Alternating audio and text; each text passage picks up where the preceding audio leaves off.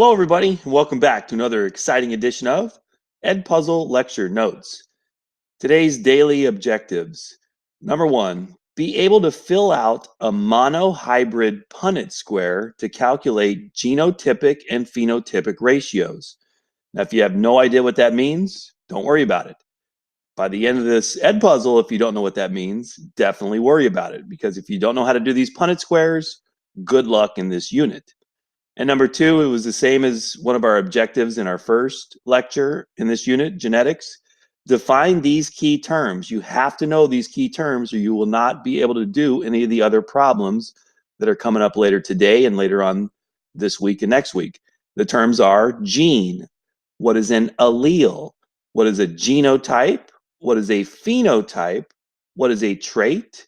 What does it mean when you use the term homozygous? And what do the terms heterozygous and hybrid mean? All right, so I hope you enjoyed this lecture. Hello, and welcome back to another exciting edition of Edpuzzle Notes. Today we're going to continue in our journey through genetics. We're going to learn how to use Punnett squares to determine probabilities of phenotypes or traits in the offspring. But first we're going to do a little review on these very key terms over here. So a lot of these terms you've probably never seen before. They're totally new. Don't worry, if you practice them, you will definitely learn them. But on the other side, if you don't practice them, you probably won't. Now, first term is a gene. A gene is a segment or section of DNA which codes for a particular trait or feature or characteristic that you have. Now remember, we have 23 pairs of chromosomes. So we have 2 of each chromosome. We get 1 from mom, 1 from dad. So since we have 2 of each chromosome, we also have 2 of each gene. So we get 1 gene from mom, 1 gene from dad. Now, we all have hands and fingers. But how does our DNA tell our body how many fingers we're supposed to have? Well, we all have a gene for this. That particular gene is located on chromosome pair number 7. Now, for those of us that have 5 fingers, like this person over here, 1, 2, 3, 4, 5 fingers, that is a specific allele. So an allele is the different types of genes. Now, the 5-fingered allele is what's called recessive. That means the only way you can have 5 fingers is you have to have 2 recessive alleles. And we show recessive alleles or recessive traits with lowercase letters. We'll use an F for fingers.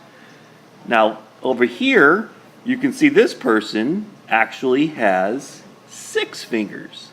That is a different allele. This person has the dominant allele, at least 1. And we'll signify that with a capital F. So, lowercase f, or lowercase letters, those are recessive, and you got to have 2 of them. So the only way you can have 5 fingers is you had to give a recessive allele from your mom and a recessive allele from your dad. Now this, when both alleles are the same, either they're both big or they're both little, that's called being homozygous for a trait. The prefix homo means same. So if you have 2 of the same alleles, you're homozygous for that trait. And since they're both so small, lowercase letters, we're going to say you're homozygous recessive. Now, for the people with 6 fingers, I've never met anybody with 6 fingers, but it does happen. They can have 2 different what's called genotypes. You can have 2 different genotypes if you have 6 fingers. You can only have 1 genotype if you have 5. You got to be little f, little f. Little f, little f. Genotype gives you the phenotype of having 5 fingers. But people with 6, they can have 2 different genotypes. They could be big F, so they got 2 dominant alleles. That's homozygous again because they're the same. So they're homozygous dominant this time. So they got a big capital F from their mom and a big capital F from their dad. Gives them 6 fingers. Now, the other possibility is you could have capital F, dominant allele, and 1 lowercase allele. So they got a capital dominant allele from one of their parents and they got a lowercase recessive allele from the other parent. Whenever you have two different alleles, a recessive and a dominant, that's called being heterozygous for the trait, or they also call it being hybrid. So heterozygous and hybrid mean the same thing. Now moving on to the pictures on the bottom. This little dent on that girl's face, that's called a dimple. Dimples are dominant traits. So we will signify that with a big D for dimple. Now this guy over here has no dimples, and we will signify that with a lowercase d. So the only way you cannot have dimples, you've got to be what's called homozygous recessive.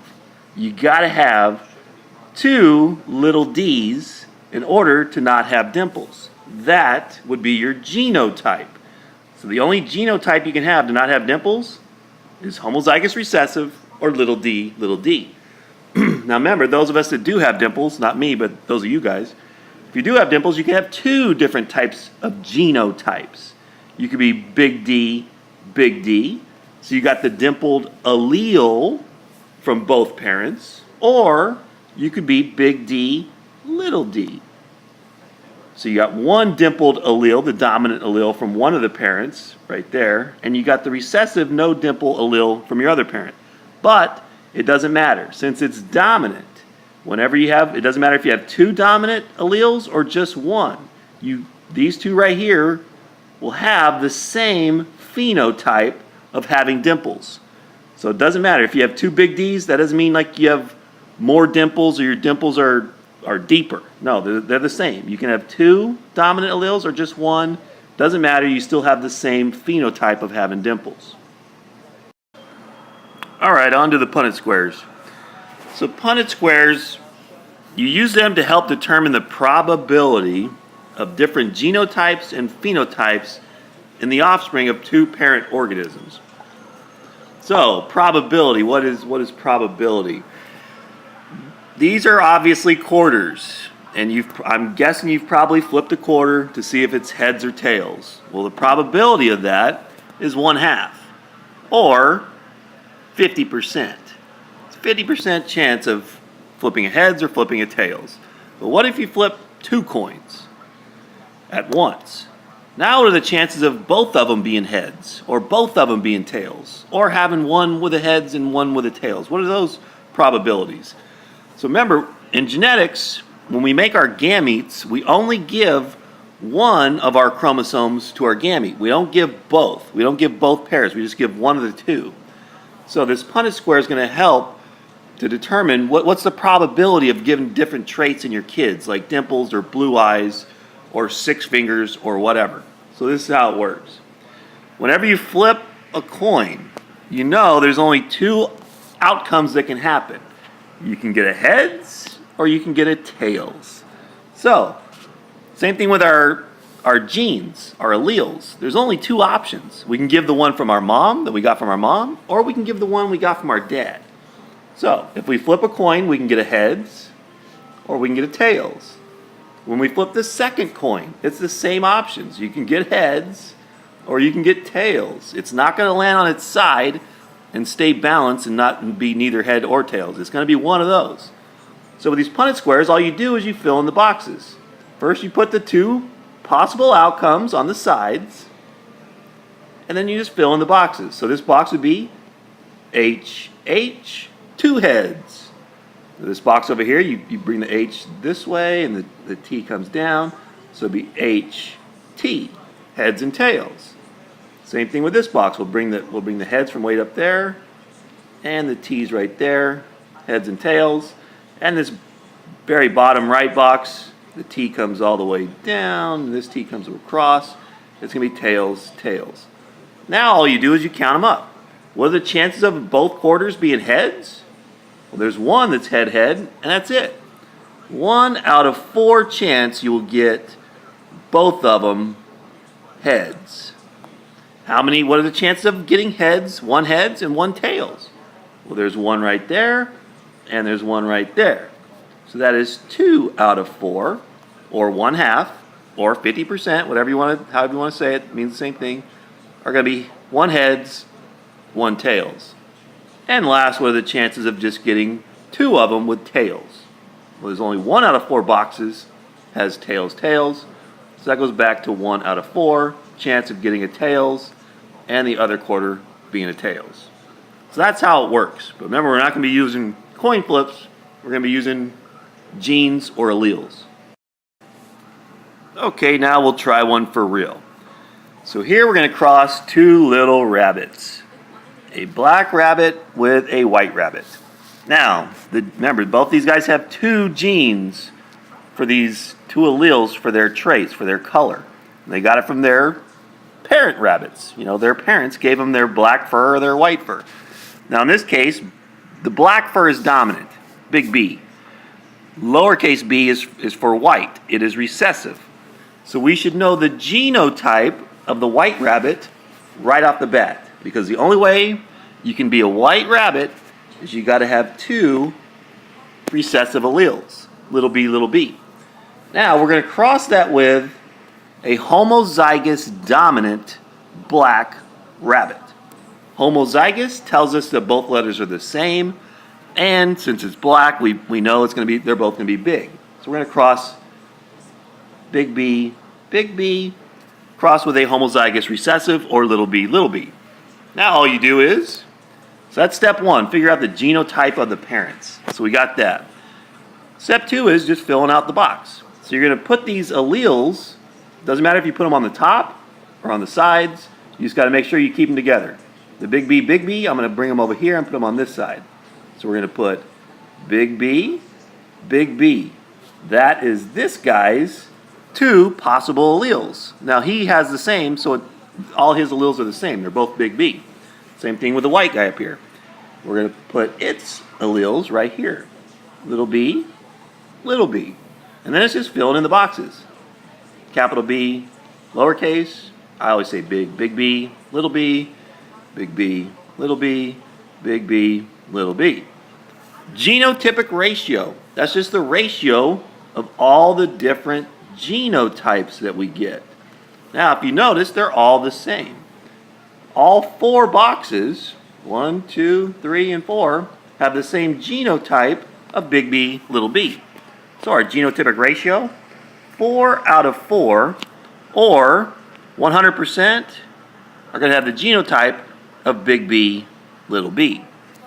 Now, phenotypic ratios. Basically, that's saying, what are these rabbits going to look like? Well, they're all heterozygous. They'll have 1 big letter and a little letter. But since they all have the dominant black allele, all these little bunnies, 4 out of 4, and it doesn't mean they have 4, but 100% of them, so 4 out of 4 or 100%, are all going to be black. So all the rabbits, all the baby rabbits, 100% of them, are going to look like this guy. So the 1 dominant allele, black crossed with a white, doesn't give you gray. It gives you black because the black allele is dominant. Now we're going to try crossing 2 of the babies that we made on the last slide. So 2 of those babies, we're going to cross 2 of those guys. So they're both black, but if you remember, all the babies in the last slide were heterozygous. So that's step 1. Figure out the genotype. Put heterozygous into 2 letters. Remember, we're using the letters B in this case. And since they're heterozygous, hetero means different. So both these rabbits are going to be big B, little b, crossed with a big B, little b. Now, it doesn't matter which of these 2 guys, if you put their alleles on the top or the sides, it doesn't matter. Just make sure they stay together. So I'm going to put this guy's up here. And they're the same, so it really doesn't matter. So we're going to put big B, little b. And I'll put this guy's alleles over here on the side. Big B, little b. Now it's just filling in the boxes. This box right here is going to be big B, big B. This one over here on the right is going to be big B, little b. On the bottom left, it's going to be big B from up top and little b from the side. And on the bottom right is going to be little b from the left and the little b from the top. Now, the genotypic ratios, it's just about counting them. How many of them are big B, big B? I see one, I see one. 1 out of 4 will have the genotype of big B, or homozygous dominant. How many of them are big B, little b? I see 1, I see 2. 2 out of 4, or 1/2, are going to be heterozygous, or big B, little b. And the last box we have right here, 1 out of 4 of the boxes are going to be the genotype little b, or homozygous recessive. Now the phenotypic ratio, it's basically saying, what are these 4 rabbits going to look like? What are the chances of getting black or white? All right, so which ones are going to look black? This one's going to be black, that one's going to be black, and this one's going to be black, because they all have at least one dominant allele. Remember, you only need one to have black fur. So I see 1, 2, 3. So that would be 3 out of 4, or 75%. 75%, because 3 out of 4 is 75%, are going to be black rabbits. So that leaves us this little box over here on the bottom right, little b. So that would be 1 out of 4, or 25%, are going to be white. Now remember, this is just on average. Doesn't mean if these two guys had 4 little bunnies, they could all be white. The odds are against it, but they could all be black, they could all be white, it could be 50-50. But on average, 75% will be black, 25% will be white. Now I know what you guys are saying. You guys are all saying, Aroso, this looks fun. Can we try one? Well, the answer to that is yes. Let's try this one. This one's for you to try. Remember, step 1, turn these words into genotypes. So turn heterozygous tall into 2 letters and turn short plant into 2 letters. And we're using the letters T. Capital T equals tall. That's the tall allele. Lowercase t equals the short allele. These are plants. So see if you can do that. All right, well, hopefully you're able to do it. I will find out when I see your results. But this is how you do it. Step 1, heterozygous tall. I'm going to turn that into 2 letters, into 2 T's. Hetero means different, so I know I'm going to have 2 different T's here. So it's going to be a big T and a little t. And we're going to cross that with a short plant. Now, since short is recessive, I know the only way you can have a recessive or a short plant is they got to have 2 little t's, 2 recessive alleles. So there we go. We have the 2 genotypes of the parents. Big T, crossed with a little t. Now, doesn't matter which of these plants you put on the top and which you put on the bottom, but I'm gonna put the little t on the top. So I'm gonna go little t, and I'm gonna put this heterozygous alleles on the sides. So I'm gonna have big T, little t. And now it's just filling in the squares. This one's gonna be big T from the left, little t from up top. This one's going to be big T from the left again, little t from up top. This one's going to be little t, and this one's little t from the left and little t from the right. Genotypic ratio, that's just about counting them. How many of them are heterozygous, or big little? I see 1, I see 2. So there it is. 2 out of 4, or 1/2, or 50%, whatever you like to say, are going to have the genotype of big T, little t. And now the other one. I see 2 out of 4 are little t, and 2 out of 4 are little t. So 2 out of 4 are going to be homozygous recessive, little t. Now, what are these plants going to look like? Well, that's easy. 2 out of 4, these 2 up here, both have at least, well, they have exactly 1 tall allele. Therefore, 2 out of 4 are 1/2, or 50%. I'll put 50% this time. 50% of the plants, on average, are going to be tall because they have one tall allele. Now the other ones, these two down here, 2 out of 4, or 50%, are going to be short. So 50% are going to be tall, and 50% of the plants will be short. And now one more for you to try. Hopefully you're getting the hang of it. So remember, this time we're doing flowers. So we're going to use P. Purple is dominant. Big P is for purple. Little p is for white flowers. So step 1, turn heterozygous purple into 2 letters and turn hybrid purple into 2 more letters. See what you get, fill in the boxes, and we'll see how you do. All right, so heterozygous. Heterozygous means different. So over here we're going to have big P, and to make it different, we're going to have a little p. And we're going to cross that with hybrid purple. Remember, hybrid and heterozygous mean the same thing. Hybrid means different again. So we're going to have another one that's going to be big P and a little p. All right, and then it's just put the alleles on the top and on the side. So on the top here, we're going to have a big P and a little p. On the side, we're going to have a big P and a little p. Then fill in the boxes. This one's going to be big, big. This one's going to be big from the left, little guy from the top.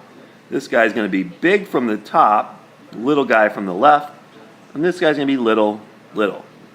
Now the same thing like usual. Genotypic ratio. How many of the 4 are big P, little p? Or actually big P, homozygous dominant? I see 1 out of 4. So 1 out of 4 will have the genotype of big P, or homozygous dominant. I see 1, 2 that have a big P and a little p. So 2 out of 4, or 1/2, or 50%, I'll just put 2 out of 4, are going to have the genotype big P, little p. And don't forget about the last one. 1 out of 4 will have the genotype of little p, or homozygous recessive. So 1 out of 4 are going to be little, little. Phenotypic ratios. This one has 2 dominant alleles. It's definitely going to be purple. This one has 1 dominant allele. That's all you need. 1 is just as good as 2. And same thing with this one. So that plant, and that plant are all going to have purple flowers. So 3 out of 4, or 75%, are going to have purple flowers. And the last one, this guy down here, little p, homozygous recessive. On average, 1 out of 4 of these flowers will be, these plants will have white flowers. All right, thank you very much for watching. I hope you understand, and I'll talk to you next time.